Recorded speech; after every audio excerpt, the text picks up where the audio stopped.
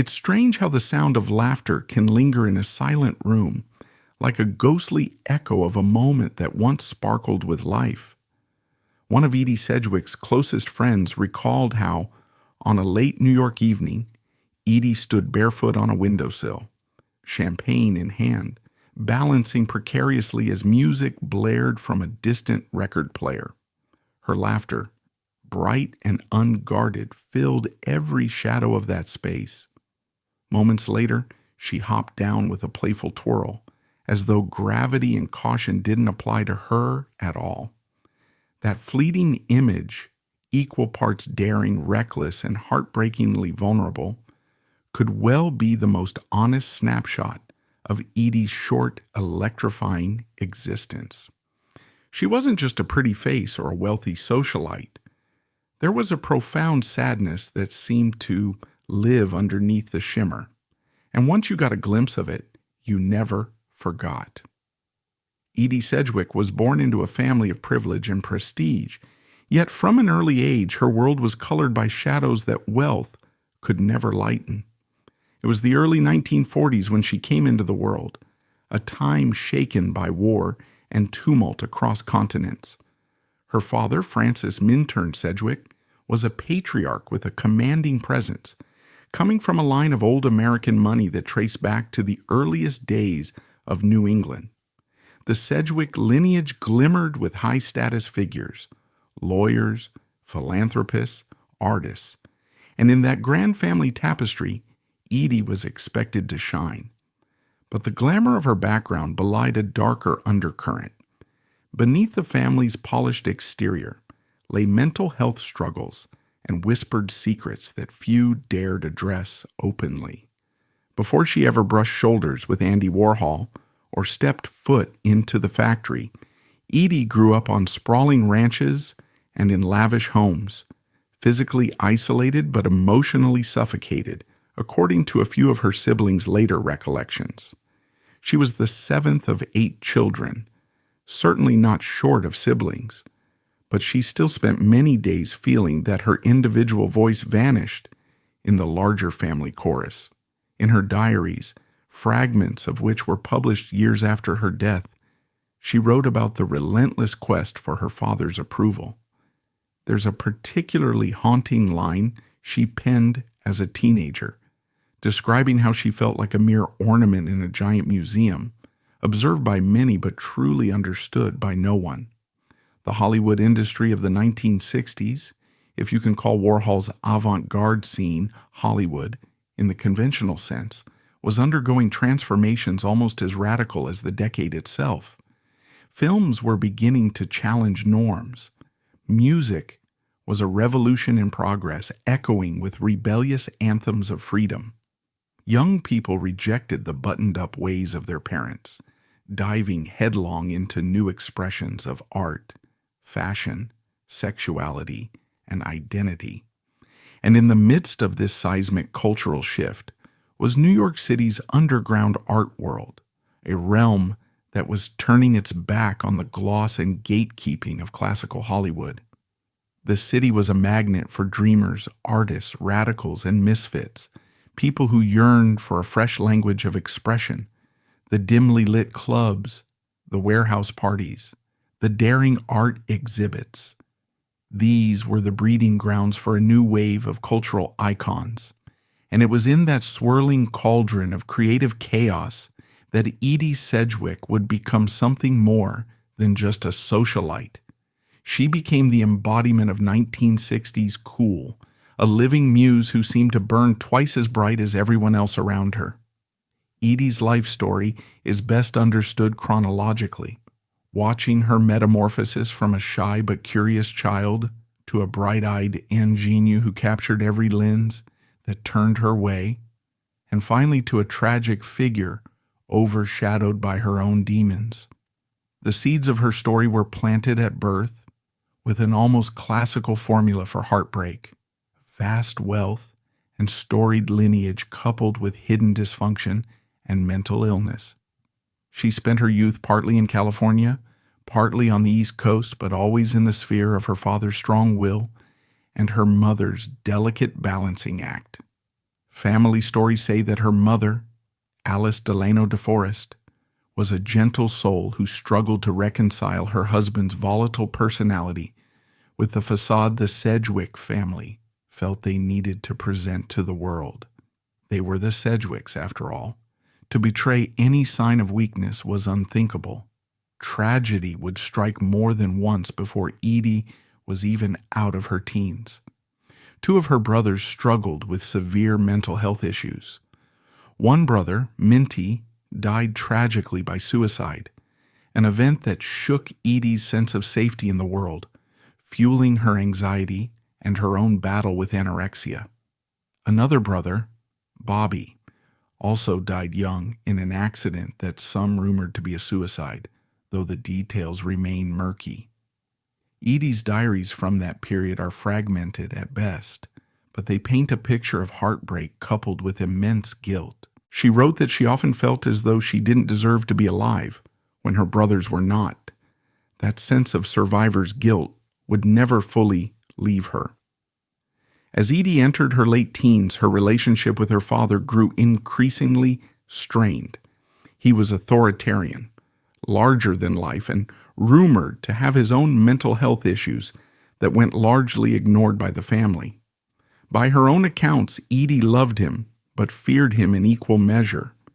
She soon enrolled at Radcliffe College adjacent to Harvard, eager to dive into the arts and escape her family's gravitational pull. Edie was fascinated by sculpture, painting, and drawing, disciplines that allowed her to express the swirl of emotions inside her. But her time at Radcliffe was short-lived. The old Sedgwick legacy followed her, as did her own psychological scars. Despite her intellect and creativity, Edie began to drift. She experimented with the rebellious freedoms of the day, partying, wearing boundary-pushing clothing, and seeking out a crowd that made her feel alive. Wealth shielded her from some of the consequences, but not all. In 1964, a chance move to New York City changed the trajectory of her life. At first, she stayed in high-end hotels, using her trust fund to pay for a lifestyle of glamorous parties and bohemian escapades. She was introduced to Andy Warhol through mutual friends at a raucous dinner party. Small talk turned into an invitation for Edie to stop by Warhol's famous workspace, known as the Factory. The Factory was a place like no other, bathed in silver foil and brimming with artists, filmmakers, hangers-on, and curious nobodies who arrived at 3 a.m. wanting to find magic. Edie walked into that scene with wide eyes. She had never witnessed such an unbridled collision of ideas, personalities, and artistic visions. In Warhol, she saw someone who was equally enthralled by the bizarre and the beautiful. Warhol was instantly taken by her. He wasn't alone. She possessed a magnetic presence, a petite frame, elfin features, cropped hair dyed a metallic silver blonde, and a style that blended aristocratic elegance with downtown rebellion. She wore leotards, statement earrings that dangled to her shoulders, and heavy black eyeliner. Yet beyond her iconic appearance, there was something intangible that drew people in, an unpredictable vulnerability. Like she might break into joyous laughter one moment and dissolve into tears the next. Warhol, the pop art maestro who loved to mirror America back to itself, saw in Edie the perfect canvas. Within weeks, he was filming her in experimental screen tests, capturing her every blink and breath. She was the star of many of his short films, each one a strange, hypnotic ode to both her beauty and her fragility. But it was never just acting. Edie's appearances in Warhol's films were raw slices of who she was, or who she was becoming at the moment. She was playing herself, or more accurately, fragments of her swirling emotions. In those silent black and white films, you can see her shift from coquettish confidence to a restless sadness that seeps through the edges. People flocked to watch, mesmerized.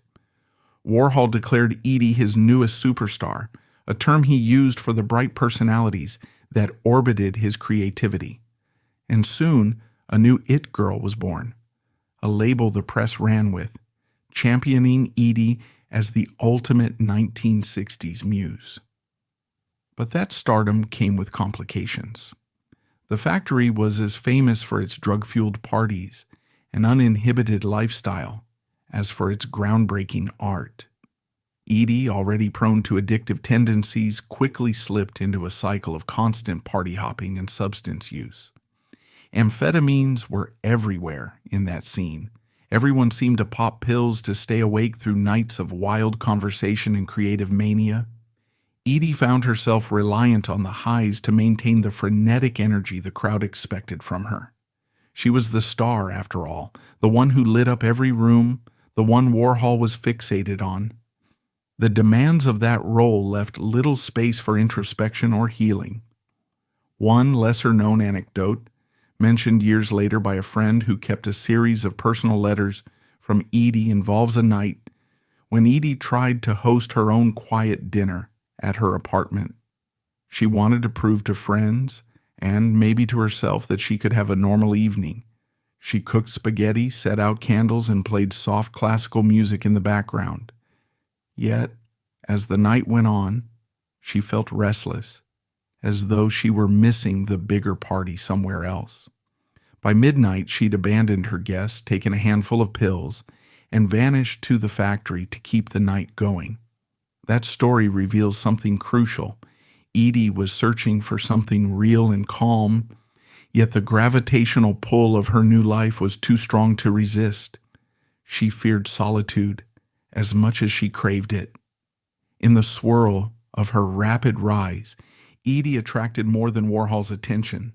There were rumors of a brief, intense connection with Bob Dylan.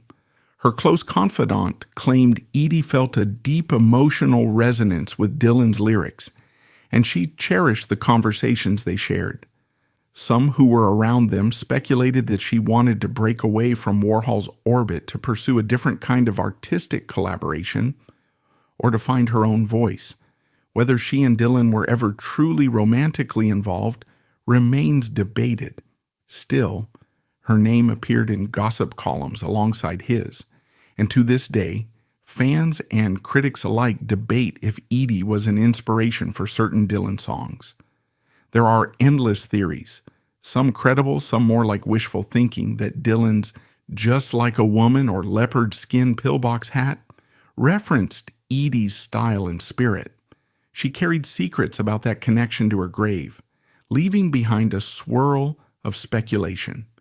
As Warhol's influence over Edie grew, so too did the tension between them. In the early days, she was the shimmering centerpiece of his entourage, but soon there was an unspoken resentment brewing on both sides. Edie sought some form of compensation for her contributions to Warhol's films, or at least an acknowledgement of the creativity she brought to them. Warhol, famously distant and ambiguous, often deflected discussions of money. He later introduced new muses into his circle, leaving Edie feeling betrayed and adrift. She spiraled further into drug addiction, her finances unraveling, as her trust fund started depleting under the weight of her extravagant spending and the cost of constant partying. This was around 1966 when she parted ways with Warhol in a series of heated confrontations that friends described as heartbreaking to witness. One colleague recalled Edie storming out of the factory in tears, shouting that she was going to make it on her own, without Andy, while Warhol stood by impassively, refusing to offer a single word of comfort. Her next chapter was marked by a bid to become a serious actress. Edie moved briefly to the Chelsea Hotel, that iconic haven for artists and eccentrics, to find her own creative identity. She filmed Chow Manhattan, a semi-autobiographical film that started as a light-hearted attempt to capture the spirit of the times, but ended up painfully reflecting Edie's disintegrating reality. Production spanned several tumultuous years and eventually turned into a dreamlike collage of past and present, with scenes shot when Edie was near the height of her fame, and scenes from later when she was visibly exhausted and painfully fragile. The difference in her appearance from the start of filming to the end is jarring. Early on, she's wide-eyed and full of life.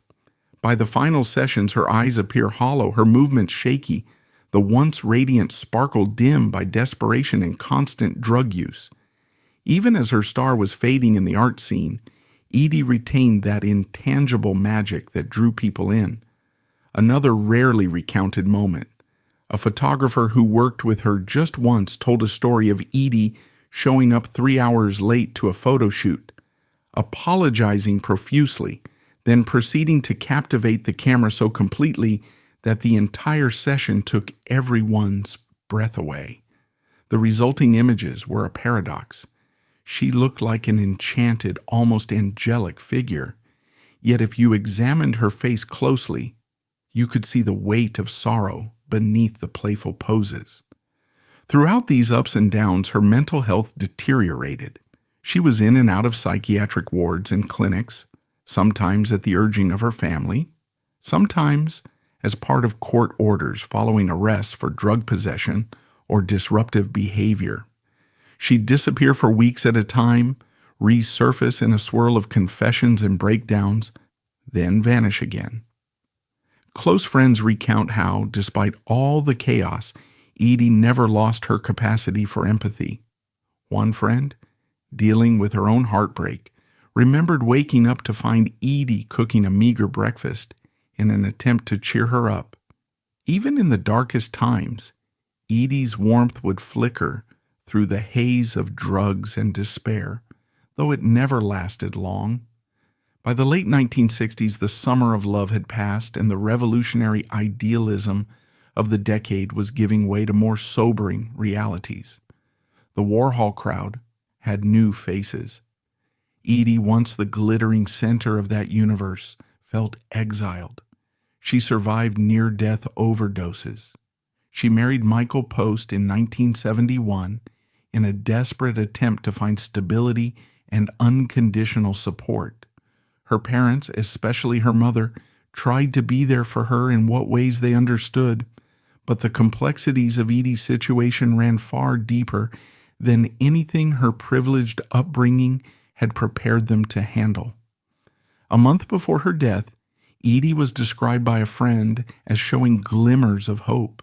She had cut back on hard drugs, at least briefly, and was talking about a new art project, a dance or performance piece. She wanted to incorporate stories about her childhood, she said, to help others who might have felt as isolated as she had growing up. Tragically, that glimmer of hope was short-lived. On the night of November 15, 1971, after what was reported to be a fairly ordinary evening for her, some drinks, a few prescription pills to help her sleep, Edie Sedgwick died of an overdose. She was only 28. Her death certificate listed acute barbiturate intoxication as the cause, and it was ruled an accident, though some friends have questioned whether it was truly accidental or if her anguish had finally led her to a fatal choice. She left behind a legacy littered with half-finished projects, unanswered questions, and a lingering sense that the world had witnessed only a fraction of what she was capable of. In her final weeks, her eyes might have been weary, but she still managed from time to time a small smile that reminded people of the effervescent spirit she'd once been. The controversies surrounding Edie Sedgwick's life and death are numerous.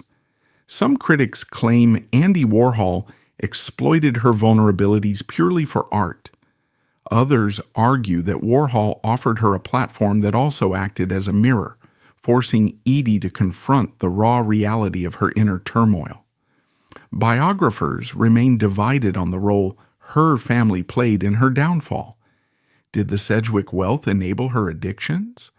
Or did the family do their best in an era when mental health issues were deeply stigmatized? What's undeniable, however, is Edie Sedgwick's historical and cultural significance. She was among the first to blur the lines between fame, art, and raw self-expression. In many ways, she foreshadowed the reality TV era, Someone famous for simply being, for living a life as performance art, for letting us watch every triumph and meltdown.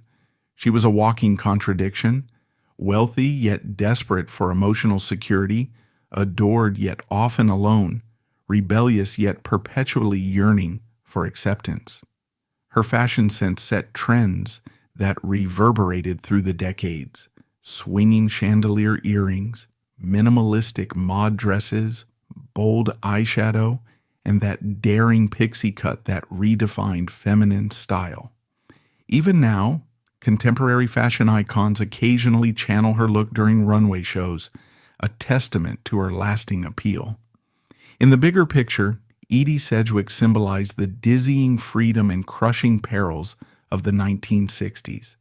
She was the perfect vessel for the era's collision of high art and counterculture, wealth, and radical self-expression. The tragedy is that she lacked a solid anchor, spinning faster and faster until she burnt out, like a bright comet streaking across an uncertain sky. Yet her story is not simply a cautionary tale about drugs or broken families. It's a human story about what happens when someone with immeasurable potential becomes trapped in a web of fame, mental illness, and emotional neglect. It's about a society that idolizes youthful rebellion, yet has little infrastructure to catch those who fall from great heights. Today, her legend persists in whispered anecdotes, repeated in art schools, vintage fashion boutiques, and those corners of the internet devoted to Warhol's circle.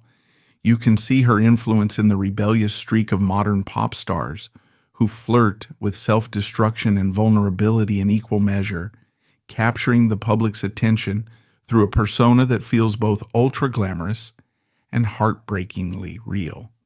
She is, for many, the archetype of the tortured muse, a dazzling soul who offered her innermost struggles as a kind of performance, even as it slowly devoured her from the inside.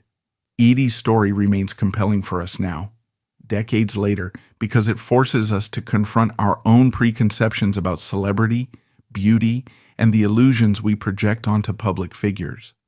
We're reminded that behind every sensational headline and captivating photograph, there's a human being carrying wounds and dreams, heartbreak and hope. Edie's journey underscores the fragility of that balance and the ease with which someone can be drawn into the vortex of addiction and despair when surrounded by enablers rather than true friends. In the end, one suspects that all she really longed for was the chance to breathe freely without the glare of the spotlight, to harness her artistic spark in a way that nourished rather than consumed her. But history had a different plan, and so she's left us with an unfinished picture, a heartbreaking portrait of what might have been. Even so, the imprint she made on culture, on fashion, film, pop art, and the very notion of the it girl can still be felt. And in those rare, overlooked letters and diaries, in the recollections of friends who saw her in unguarded moments, you'll find hints of a soul that was more empathetic, curious, and tender than any flashy party or Warhol production could fully capture. Perhaps that's the most poignant lesson of Edie Sedgwick, that a life can be both glamorous and tragic, revolutionary and wounded, admired by millions, yet intimately lonely. We carry her story today as a reminder that the distance between shining icon and tormented individual is sometimes heartbreakingly small. And as the credits roll on her life, we're left with that lingering echo of her laughter in a silent room, a single spark of joy that is all the more beautiful for its fleeting, fragile nature. And that's all for today's video. If you like this video, hit that thumbs up. Let us know your thoughts in the comments section and subscribe so you won't miss out on future uploads. See you next time.